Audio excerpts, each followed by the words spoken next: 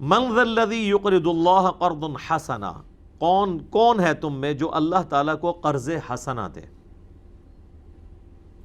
فیضاعفہ لہ اضعافا کثیرا، تو اللہ تعالیٰ پھر اس کو کئی گنا کثرت کے ساتھ بڑھا کر اس کو واپس کر دے گا، یعنی قیامت والے دن۔ واللہ یقبض ویبسط والیہ ترجعون، اور اللہ تعالیٰ ہی کسی کا رزق جو ہے وہ روک لیتا ہے اور کسی کا رزق کشادہ کر دیتا ہے، اور تمہیں لوٹ کر اسی کی جانب جانا ہے۔ الم تر الی الملأ من بنی اسرائیل من بعد موسیٰ، کیا تم نے نہیں دیکھا اس گروہ کو جو بنی اسرائیل سے تھا موسیٰ علیہ السلام کے بعد، یعنی وہی جو میں نے بتایا سرائے سینا میں جن کی وہ پوری پرورش ہوئی،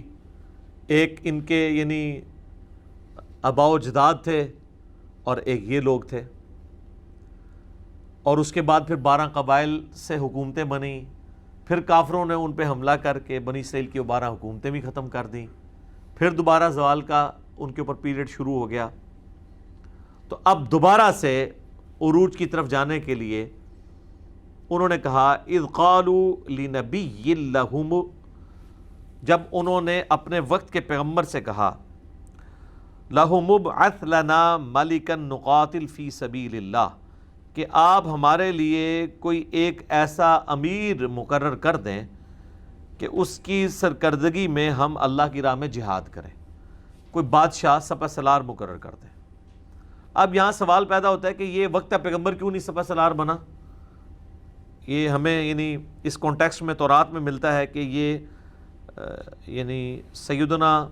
تورات سے مراد اولڈ ٹیسٹمنٹ، جس میں اگلے انبیاء کے صاحب بھی ہیں، ورنہ صرف تورات کی بات کریں تو وہ تو اس واقعے کے بعد نازل ہوئی ہے، داؤد علیہ السلام تو بعد میں منظر عام پہ آئے ہیں۔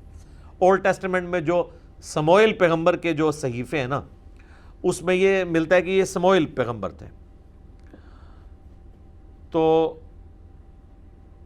هل عصیتم ان کتب علیکم القتال اللہ تقاتلوا،